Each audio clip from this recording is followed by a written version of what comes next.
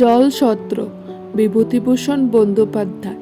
বিভূতিভূষণ বন্দ্যোপাধ্যায়ের গল্প সমগ্র গ্রন্থ থেকে এই জলছত্র গল্পটি নেওয়া হয়েছে। বৃদ্ধ মাধব শিরোমণি মহাশয় শিষ্যবাড়ি যাচ্ছিলেন।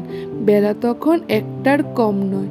সূর্য মাথার উপর থেকে একটু হেলে গিয়েছে।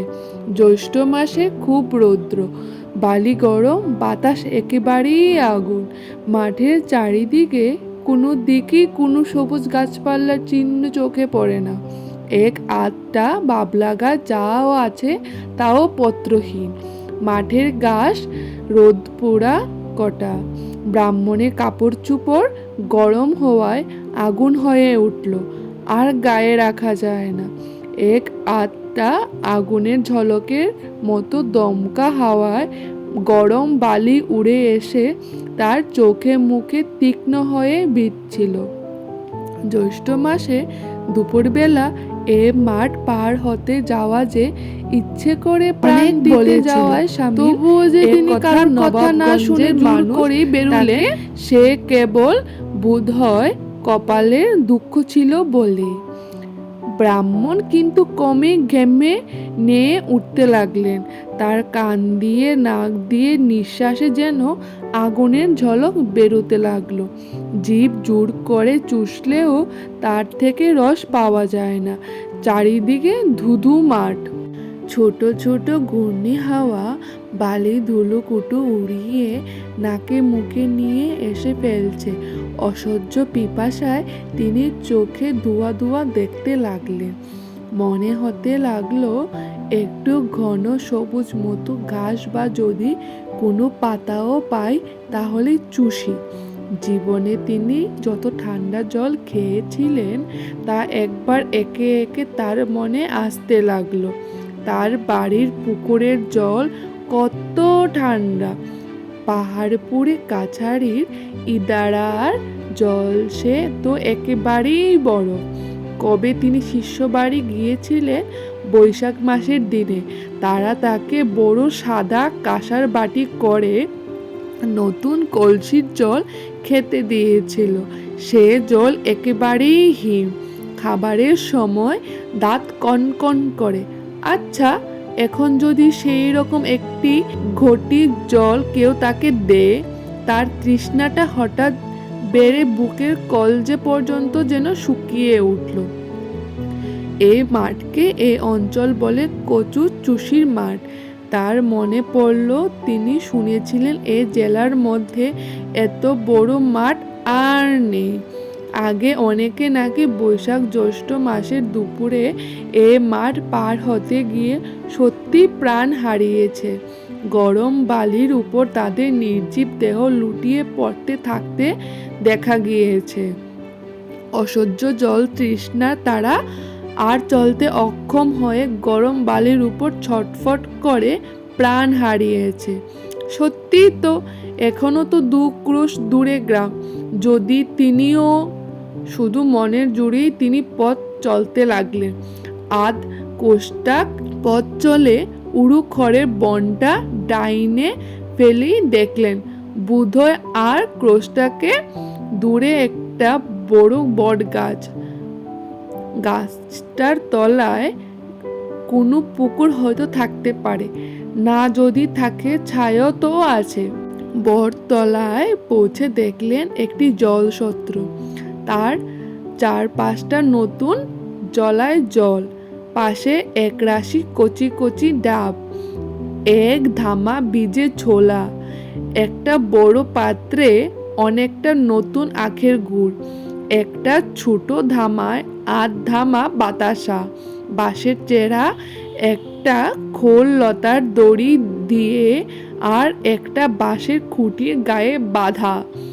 একজন জালা থেকে জল উঠিয়ে চেরা বাঁশের খোলে ঢেলে দিচ্ছে, আর লোকে বাঁশের খোলে ঢেলে দিচ্ছে, আর লোকে বাঁশের খোলের মুখে অঞ্জলি পেতে জল পান করছে। গাছতলায় যারা বসেছিল ব্রাহ্মণ দেখে শিরোমণি মহাশয়কে তারা খুব খাতির করলে। একজন জিজ্ঞাসা করলে ঠাকুর মহাশয়ের আগমন হচ্ছে কোথা থেকে। একজন বললেন, আহা, সে কথা রাখো, বাবা ঠাকুর আগে ঠান্ডা হন। শিরোমণি মহাশয় যেখানে বসলেন সেখানে প্রকাণ্ড বটগাছটা প্রায় 2-3 বিঘা জমি জুড়ে আছে। হাতির সুরের মতো লম্বা লম্বা ঝুড়ি চারিদিকে নেমেছে। একজন তাকে তামাক সেজে দিয়ে বট পাতা ভেঙে নিয়ে এলো নল করবার জন্য। আহ, কি ঝিরঝির হাওয়া! এই অসহ্য পিপাসা ও গরমের পর এমন ঠান্ডা শিরশিরে বাতাস ও তৈরি তামাকে তার তৃষ্ণাও যেন অনেকটা কমে গেল। তামাক খাওয়া শেষ হলো।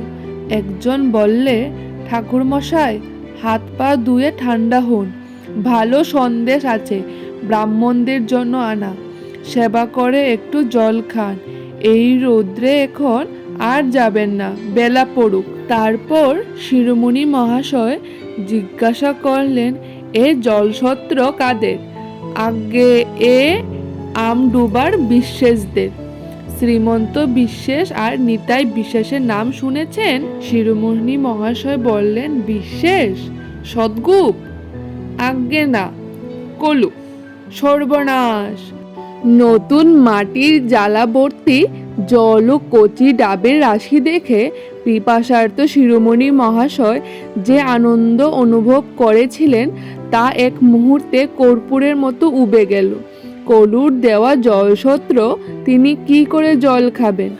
জিজ্ঞাসা করলেন, এ জলছত্র কদিনের দেওয়া? তা আজ প্রায় 15-16 বছর হবে।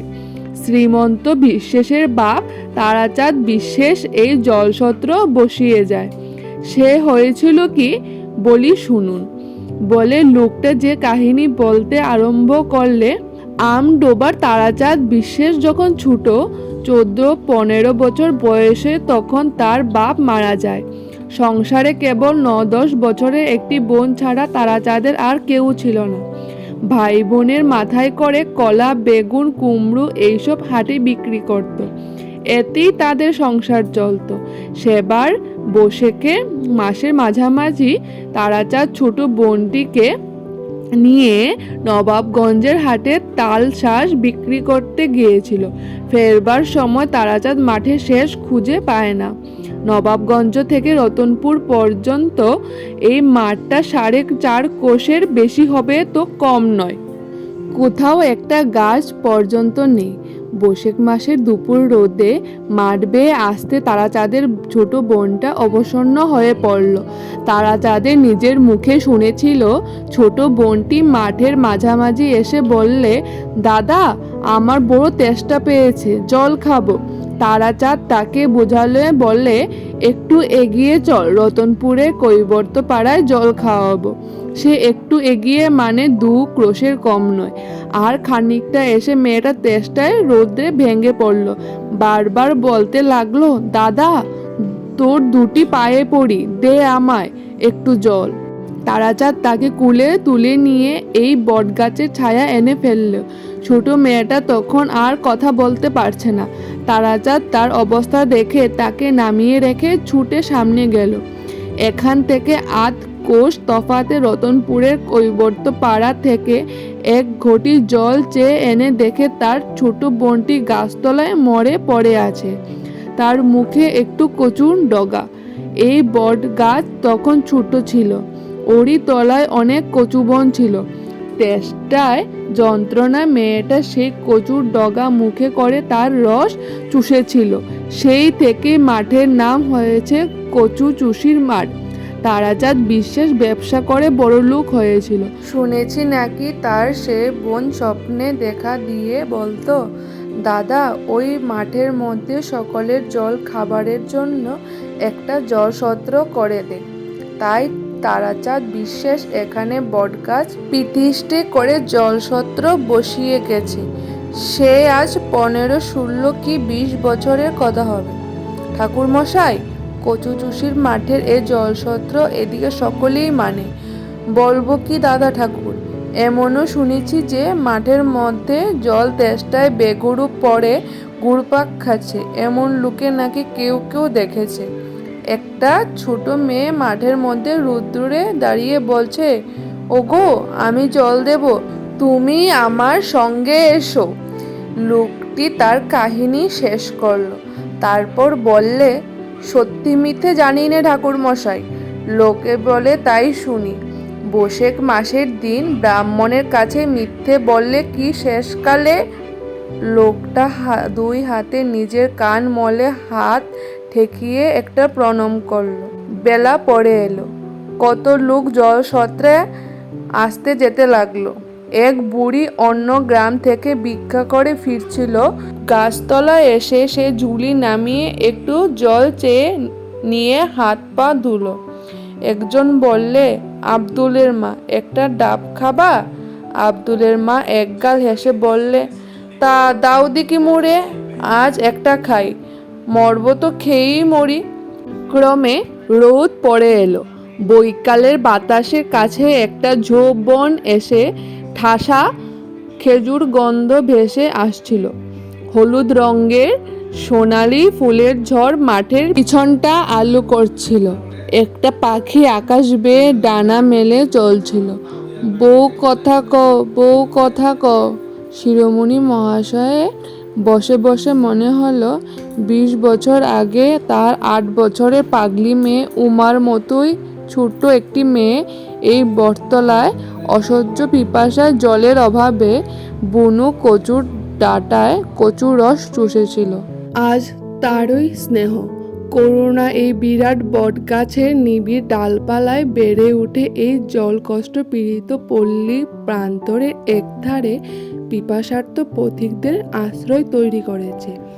এরই তলায় আজ 20 বছরের ধরে সে মঙ্গল রূপিণী জগদ্ধাত্রীর মতো 10 হাত বাড়িয়ে প্রতি নির্ঘাত মধ্যাহ্নে কত পিপাসাতুর পল্লী পথিককে জল যোগাচ্ছে। চারিদিকে যখন সন্ধ্যা নামে, তপ্ত মাঠ যখন ছায়া শীতল হয়ে আসে, তখনই কেবল সমস্ত দিনের পরিশ্রমের পর সে মেয়েটি অস্ফুট জ্যোৎস্নার মতো আঁচল উড়িয়ে কোনো অজ্ঞাত ঊর্ধ্বলোকে তার নিজের স্থানটিতে ফিরে চলে যায়। তারই পৃথিবীর বালিকা জীবনের ইতিহাস সে ভুলেনি। যে লোকটা জল দিচ্ছিল তার নাম চিনিবাস, যাতে সদ্গুপ। শিরোমণি মহাশয় তাকে বললেন, উহে বাপু, তোমাদের ওই বড় ঘটিটা বেশ করে মেজে 1 ঘটি জল আমায় দাও। আর ব্রাহ্মণের জন্য আনা সন্দেশ আছে বললে না? নমস্কার, এখানে বিভূতিভূষণ বন্দ্যোপাধ্যায়ের জলসত্র শেষ হলো। ধন্যবাদ।